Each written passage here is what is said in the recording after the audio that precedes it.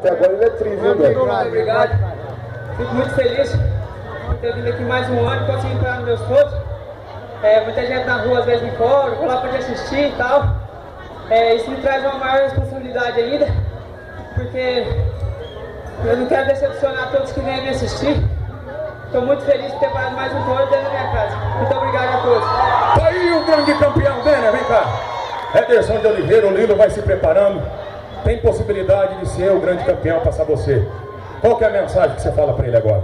Boa sorte para ele. Deus abençoe a vontade dele também. Vai embora! Esse é um esporte chamado rodeio. Aqui é cada um versus o seu animal. Não é um contra o veneziano. O atual campeão de Barretos. O atual campeão brasileiro da equipe Roseta. O atual campeão de Rio Verde. Ederson de Oliveira, é você, Lilo. É touro mensageiro da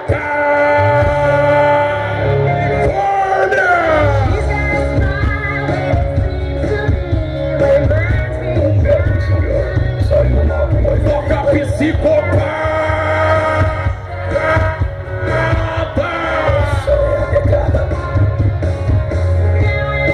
Todo bate ele no preto ali, ó. Se o Patrick, acho que o Patrick tá segurando ele, se não segura, ele ia jantar o ferro da frente.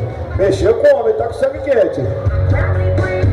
Ederson de Oliveira na última da final. Abriu a porteira, vai embora o Lino no mensageiro. Vai Lino, vai Lino. Remou no boi, acompanhou. Desceu no peito.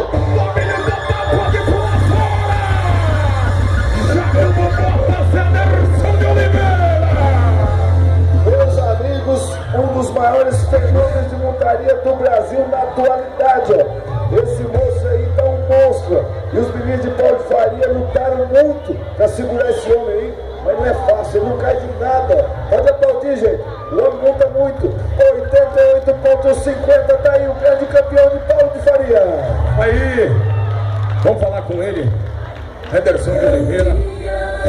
Galera, tem o grande desafio do bem ainda. Queima de fogos. Tem uma queima de fogos maravilhosa. Tenor Barra Mansa, o respeitado locutor Barra Mansa, fazendo um encerramento maravilhoso. Ô Lilo, vem cá, meu companheiro, um pouquinho mais longe do PA.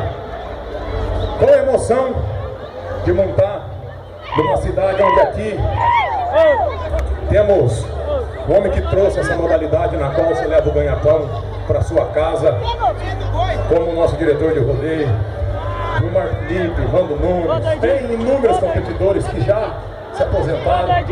Essa molecada aí que, sem dúvida nenhuma,